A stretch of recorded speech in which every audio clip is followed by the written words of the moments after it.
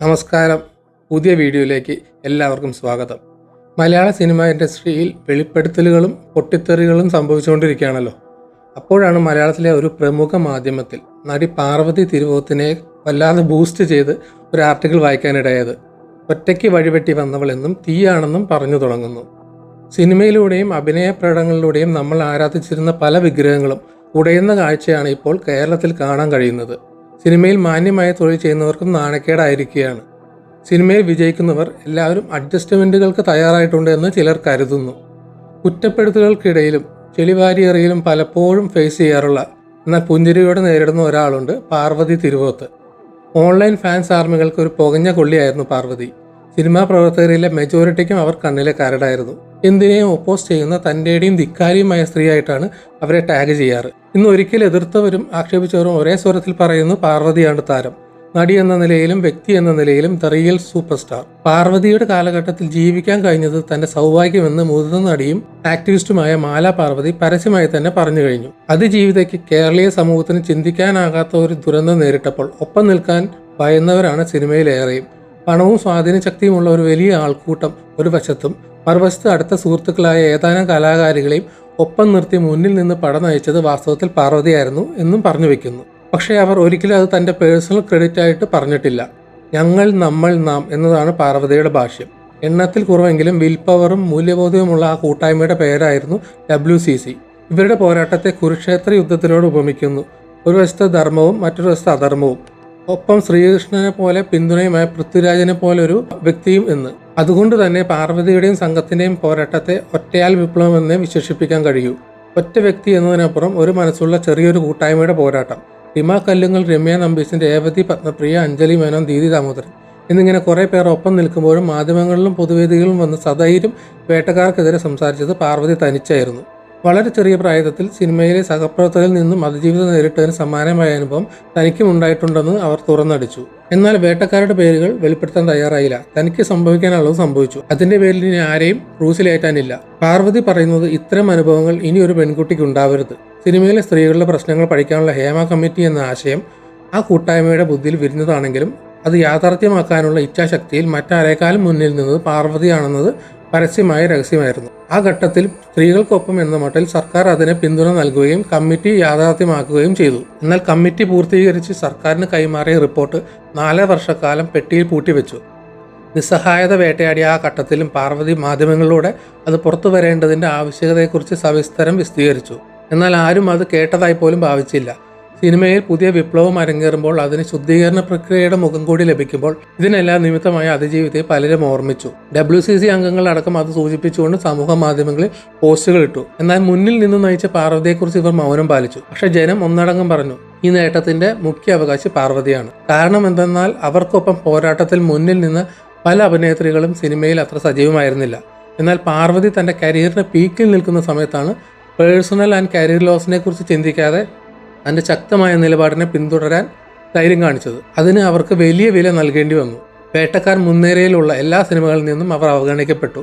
നിലനിൽപ്പും ഭീഷണിയും ഭയന്ന് ഇവരെ കാസ്റ്റ് ചെയ്യാൻ താല്പര്യമുള്ളവർ പോലും പിന്മാറി. സിനിമകൾക്കിടയിൽ നീണ്ട ബ്രേക്ക് ഉണ്ടായി.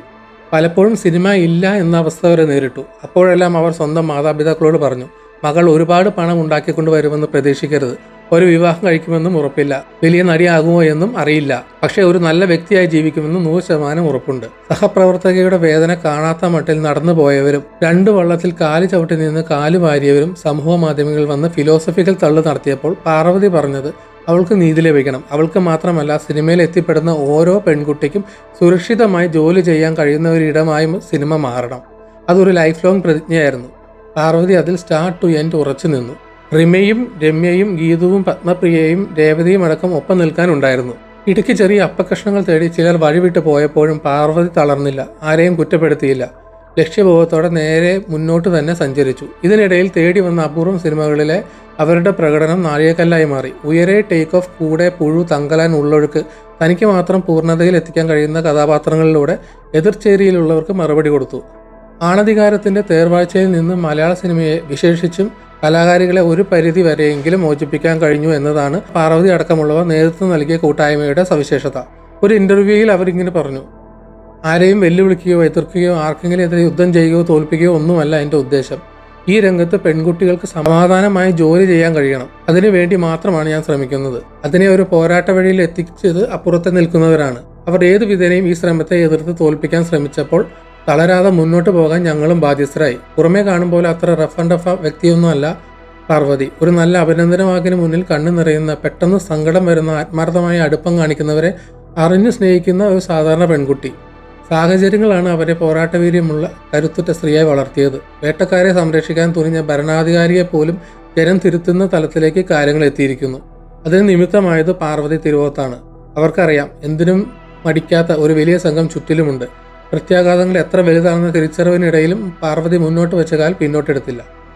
1988 ഏപ്രിൽ മാസം 7 കോഴിക്കോട് അഭിഭാഷക ദമ്പതികളുടെ മകളായി ജനിച്ച പാർവതിക്ക് കരുണാകരൻ എന്നൊരു സഹോദരൻ കൂടിയുണ്ട്.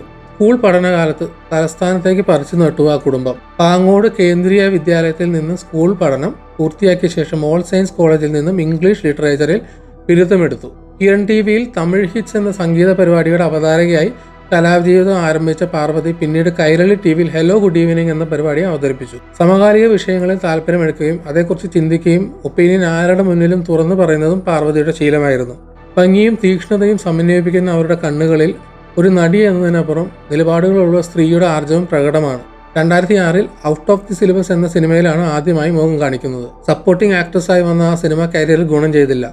നോട്ട്ബുക്ക് എന്ന സിനിമയിലെ 3 നായികമാരിൽ ഒരാളായി എത്തിയതോടെ ഒരുവിധം ശ്രദ്ധിക്കപ്പെട്ടു. വിനോദയാത്രയിൽ മുകേഷിന്റെ അനുജത്തി വേഷത്തിലും വന്നു. മലയാളത്തിൽ നിന്ന് കന്നഡയിലേക്ക് ചൂടുമാറ്റിയ പാർവതി പുനീത് കുമാറിന്റെ നായികയായി. അവിടെ പടം ബമ്പർ ഹിറ്റായി. ഈ സമയത്ത് കന്നഡയിലെ ഒരു മാധ്യമത്തിൽ പാർവതി തിരുവോത്ത് കോട്ടുവറ്റ എന്ന പേര് പാർവതി മേനോൻ എന്ന് തെറ്റായി അച്ചടിച്ചു വന്നു. ആ സമയത്ത് അതിനെ എതിർക്കാനോ ചോദ്യം ചെയ്യാനോ അവർ പ്രാപ്തയായിരുന്നില്ല. എന്നാൽ പിൽക്കാലത്ത് അവർ ആരോ കൽപ്പിച്ചു നൽകിയ മേനോൻ എന്ന വിശേഷണം ചീന്തിയെറിഞ്ഞ് തന്റെ യഥാർത്ഥ പേര് നിലനിർത്തി. മോഹൻലാലിനൊപ്പം അഭിനയിച്ച ഫ്ലാഷ് പ്രദർശന വിജയം കൈവരിച്ചില്ല. വീണ്ടും അന്യഭാഷയിലേക്ക് ചേക്കേറി. പൂ എന്ന പടത്തിലെ മാരി എന്ന കഥാപാത്രം കരിയറിൽ അടുത്ത വിജയം കൊണ്ടുവന്നു.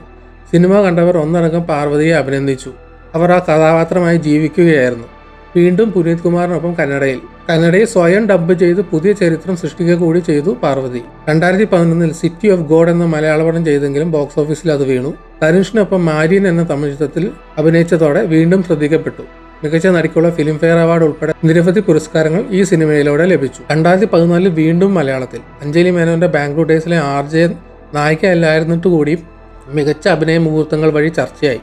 ചാർലി എന്ന് നിന്റെ മൊയ്തീൻ വളരെ കുറച്ച് സിനിമകളിലൂടെ കൂടുതൽ ശ്രദ്ധിക്കപ്പെടുന്ന പ്രകടനം വഴി പാർവതി പ്രേക്ഷക മനസ്സുകളിൽ നിറഞ്ഞു. പല നായികമാരും നായകന്റെ നിഴലായി ഒതുങ്ങിയപ്പോൾ നായകനേക്കാൾ തലപ്പൊക്കമുള്ള വേഷങ്ങൾ ചെയ്ത് പാർവതി മിന്നി തിളങ്ങി. ഉയരെയും ടേക്ക് ഓഫും വൈറസും അവരുടെ കരിയർ ബെസ്റ്റായി വാഴ്ത്തപ്പെട്ടു. മികച്ച നടിക്കുള്ള സംസ്ഥാന പുരസ്കാരം 2 തവണ തേടിയെത്തി. കസബ എന്ന സിനിമയിലെ സ്ത്രീവിരുദ്ധ പരാമർശം നിറഞ്ഞ സീനിൽ അഭിനയിച്ചതിന്റെ പേരിൽ മമ്മൂട്ടിയെ വിമർശിച്ചതോടെ ഫാൻസുകാർ പാർവതിക്ക് നേരെ അതിരൂക്ഷമായ സൈബർ ആക്രമണം അഴിച്ചുവിട്ടു. എന്നാൽ അതേ മമ്മൂട്ടിക്കൊപ്പം തന്നെ പിൽക്കാലത്ത് തന്റെ പുഴു എന്ന സിനിമയിൽ പാർവതി അഭിനയിച്ചു. വ്യക്തിഗതമായ നഷ്ടങ്ങളെക്കാൾ നിലപാടുകൾക്ക് അവർ മുൻതൂക്കം നൽകി. ഹേമ കമ്മിറ്റിയുടെ രൂപീകരണവും താൽക്കാലികമായി പൂഴ്ത്തിവെക്കലും അവസാനിച്ച് അതിന്റെ പുറത്തേക്കുള്ള വരവും മറ്റു മലയാള സിനിമകളിൽ വിപ്ലവകരമായ മാറ്റങ്ങളുടെ തുടക്കമായിരുന്നു. പാർവതിയായിരുന്നു ശരിയെന്ന് കാലം തെളിയിക്കുകയായിരുന്നു. അവർ മുറുകെ പിടിച്ച നിലപാടുകളും അതിനെ പിന്തുണച്ച ഒരു പറ്റം സ്ത്രീകളും ഒരു കാലത്ത് ഫെമിനിച്ചി എന്ന ഓമന പേരിൽ പരിഹസിക്കപ്പെട്ടിരുന്നു. എന്നാൽ കാലം അവരുടെ പരിഹാസ്യമായ മുഖം തുറന്നു കാട്ടിയപ്പോൾ കേരള സമൂഹം ഒന്നടങ്കം പാർവതിയെ പോലുള്ളവരെ ആദരണീയമായ സ്ഥാനങ്ങളിൽ പ്രതിഷ്ഠിച്ചു. വ്യക്തിപരമായ നഷ്ടങ്ങളും ഏറെ മാനസിക പീഡനങ്ങളും സഹിച്ച് ശരിക്കും പൊരുതി നേടിയതാണ് ഈ വിജയം.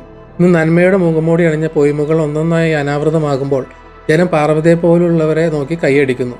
ഒരു സ്ത്രീ അല്ലെങ്കിൽ ഒരു പറ്റം സ്ത്രീകൾ വിചാരിച്ചാൽ വൻമരങ്ങൾ മേയുന്ന ഒരു മേഖലയെ പിടിച്ചു കുലുക്കാമെന്ന് പാർവതിയും കൂട്ടരും തെളിയിച്ചു. സിനിമയിലെ സ്ത്രീവിരുദ്ധത ഗൗരവപൂർവ്വം അന്വേഷിച്ച് നടപടിയെടുക്കാനായി ഒരു അന്വേഷണ സംഘത്തെ തന്നെ രൂപീകരിക്കേണ്ടി വന്നു സർക്കാരിന്. കുറ്റാരോപിതരായ ചലച്ചിത്ര പ്രവർത്തകർക്കെതിരെ കേസ് രജിസ്റ്റർ ചെയ്യപ്പെട്ടു. മനുഷ്യത്വ വിരുദ്ധതയും മനുഷ്യാവകാശ ലംഘനവും മുഖമുദ്രയായി കൊണ്ടു നടന്നവരുടെ ചങ്കിടിപ്പ് ഏറുമ്പോൾ ചങ്കുറുപ്പോടെ പാർവതി ചിരിക്കുകയാണ്.